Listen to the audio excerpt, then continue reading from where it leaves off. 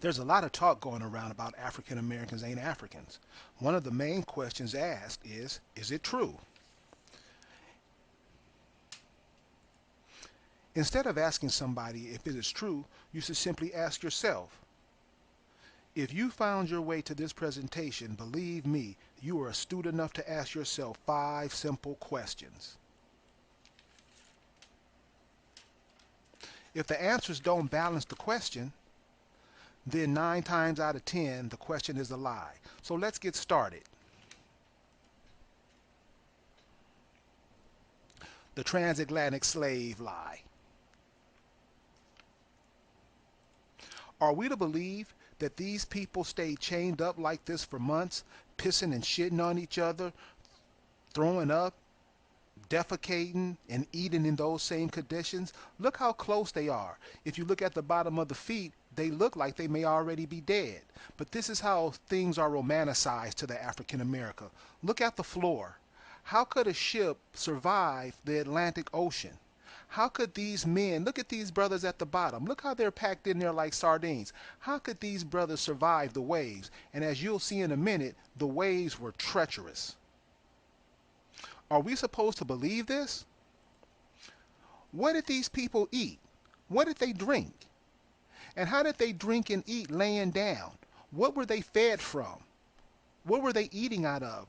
Did they have bottled water back in those days? How is this possible? How would these guys survive if their heads are hitting these boards in those waves of the Atlantic Ocean? Now this image is interesting. Check these brothers and sisters out. They don't look like they going to be no slaves. They look like they going to a party. Look how the kids are chilling. Look how this brother's daydreaming somewhere like he can't get to where he can't wait to get to where he's going. Look how the sisters are just laid back like they in a park somewhere, legs spread open. They daydreaming. What is this? And how would these people survive those conditions coming across the Atlantic? This is what I mean by surviving those conditions.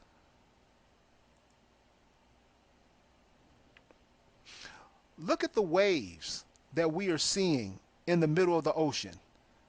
This is a cargo ship in the middle of the ocean, but this is a storm it's caught. Are we to believe that our ancestors, who we just saw those pictures, chilling, laying back in the boat, are we supposed to believe they survived that? What about those brothers who were put at the bottom of those ships? They're bouncing around on waves like this, surviving? These are the stories that the African American are given, and these are the stories that the African American are supposed to believe. Now we can see why the African American is in the condition that they are in.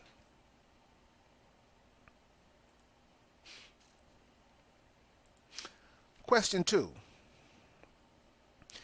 Is it likely that one group of people would drag another group of people from halfway around the world and then put those refugees on their money? In John Jones's masterpiece, The Confederate Currency, The Color of Money, he shows image upon image of people who look like African Americans in their economies doing what they do in their economies. This picture right here on the front, a lot of people don't understand that black indigenous females are the ones who cultivated cotton in America. This is a sister's industry. But since we claim that we Africans, since we claim that we Hebrews, since we claim that we Moors, since we claim that we Muslims, how can we claim what's rightfully ours that our ancestors left for us? We just throw it in the trash. So is it possible, or is it logical that white people would drag Africans over here and then put them on the money? Well, why don't you ask the question yourself? This is the state of Alabama, $100 bill. Sisters right here. If you go down in the Creek country, you'll see that many of the sisters look like that. I see sisters like that down there in Tuskegee area every day. Brothers, why would they put these people on the money? Especially Alabama, as racist a state as Alabama is, why would they do that? These are the questions you have to ask yourself. Don't ask nobody else because they may not know. If you start asking yourself the questions, believe me, you have enough spirit and enough heart to come back with a question that you ask. So this is the economy that was thriving when the European got here. These people don't look homeless. These people don't look destitute. These people look nice. This is who you were before you ran into Jesus Christ. So are we to believe that they drugged these people over here and put them on the money? No, these are the indigenous people who are already here. Again, this is the state of Virginia. These are the farmers, probably tobacco farmers. Why are they on the Confederate dollars back in those days? Does that seem logical? To bring people over, then put them on the money? Or were the people that were already here had an economy and the European tried to fuse the two economies together and in the end wind up doing what they always do, tricking you out of your inheritance? That's what it seems. That's what seems to have happened. If you like to talk about us, we can be reached at info@africanamericansaintafrican.org.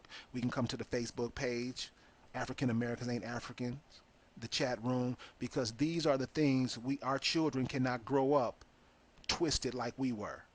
Because what we wound up doing, especially with the civil rights movement and all of these things that we get ourselves into, we wind up giving our inheritance away to other people. Question number 3. A lot of people ask, so what are you saying? The transatlantic slave trade didn't happen? Yeah, that's exactly what I'm saying. Well, if that didn't happen, how did they get over here? How did who get over here? How did the Africans get over here? No Africans came. And if they did come, they came with their masters. See, one of the stories that we're given the stories about the Moors of Spain, how these black men went up to Spain and took over Spain for so many hundreds of years. Well, those were the cats that came over if they did come over, but they didn't come over here as slaves. And another thing, what we have to ask, whenever we're trying to figure out something, we always have to look at maps to help us figure it out, because somebody can tell you that Cuba is in Africa, and if you don't know, if you never looked at a map, you would think Cuba is in Africa. So this is the story that they give us. This is the narrative that they give us, that Portugal and Spain, the Pope told Portugal and Spain to divide up the world. These people built ships in Portugal and Spain. By the way, when people are telling you this story, ask them, where did they build the ships? Where did they get the resources to build the ships?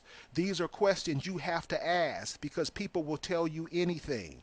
Portugal and Spain built ships, came all the way down the coast. Now this is a trip right here.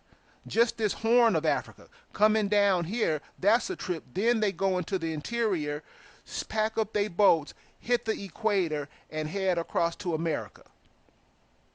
This is what the African American believes is the story of his life.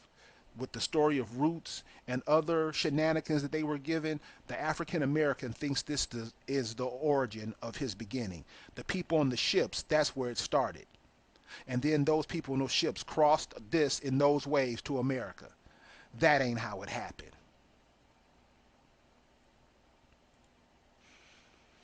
If you look at maps, this is why it's important to look at maps. You have to look at feasibility. The Atlantic Ocean is too rough for boats in that time to come over safely. Also, hurricane season. Do you mean that they take off 6 months out of a year, 5 months out of the year to stop their operation for hurricane season? I don't think so. So what happened? When we look at it from a realistically point of view, you'd have to understand that up here in the North Atlantic, here's England. Here's Scotland up here. Here's France. You ever wonder how France, Canada, is named after France? Everything in Quebec, Montreal, that's French, because they didn't come across the Atlantic, they came across the Northern Atlantic. And we'll give you a better look here in a minute. All they did was come up here, and when you get up here near Iceland, and when you get up here in the Norwegian Sea, it's nothing but icebergs up here. It's cold. The waters aren't as rough up here as they are in the middle of the Atlantic, because as we'll see in a minute, they have icebergs.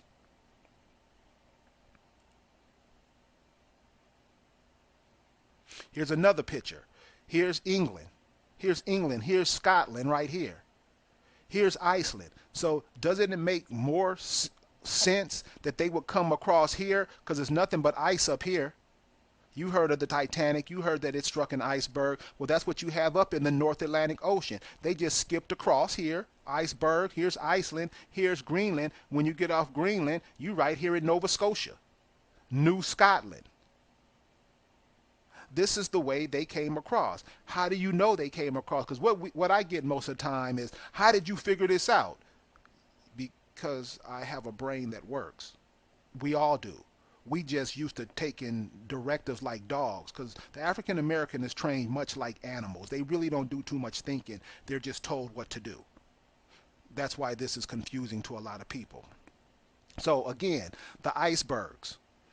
This is what the seas look like up there in the North Atlantic. So these seas aren't going to be rough because the massicity of the iceberg is going to keep the waters calm.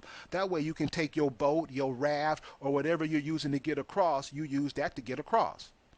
That's the way they got to America. But still, there'll be other people saying, I don't believe it. No, you lying. You know how we do. So you just have to ask common sense questions. How do you know that's the way they came? Who told you that? Well, I figured it out myself. How did you figure it out? Because New England, the New England part of the United States. Why is it called New England? Because they're trying to fancy it after Old England. And when you get to New England, what comes after New England? You got Nova Scotia, New Scotland. You got Newfoundland. Doesn't that sound like a place that somebody who was coming just found something new and they decided to name this place Newfoundland? We found some new land. New Hampshire, Newport, New Bedford, New York, New Jersey, New Amsterdam, Nova Scotia. They're naming everything new because they're coming from the old world.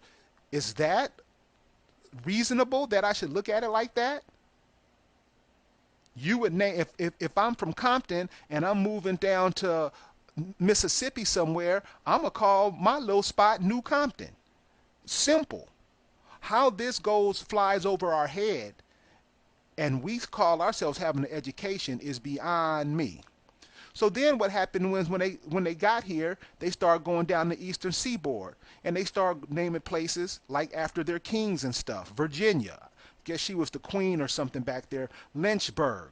They started naming Winston-Salem, Columbia. They started naming them. Now they're not naming them the places back at home. They're naming them after people. They're naming them after monuments back home. And then they come over here and start putting their names and faces all over everything. That's how they're stepped down into the America. Then they went down to Georgia, to the Caribbean, back up. But everything, they didn't come across the Atlantic. They just came and hugged the coast and went down. If you think about it, question yourself. Put all scenarios in your mind. Question yourself and see what you come up with. Contact us if you have any new findings that you think is right. Question number 5. And this is the simplest one. Did your grandparents ever tell you that you come from Africa? Did your grandmothers ever tell you you came from Africa? Your great-grandmothers, your aunts, did they ever say anything about Africa? And if they did, where in Africa did they say you were from? Who did they say your people were? What did they say the language were? What did they say the customs were? 9 times out of 10, your mama's never said nothing like that. Because if you look into the indigenous people of America, they are the so-called African Americans. The reason why we trick ourselves out of it because we always coming under some foreign doctrine, something that somebody from somewhere has taught us something, and we take it and we believe it's our life, and that's why we suffer. So the next time somebody say that you came over here locked in a ship, vomiting, pissing, shitting on your fellow brother, think of the psychological warfare that does to a person. Think of the shame that person must feel about himself. Think of the shame that person must feel about his brothers and sisters. I'm Kerry Davis. African Americans ain't African. Peace.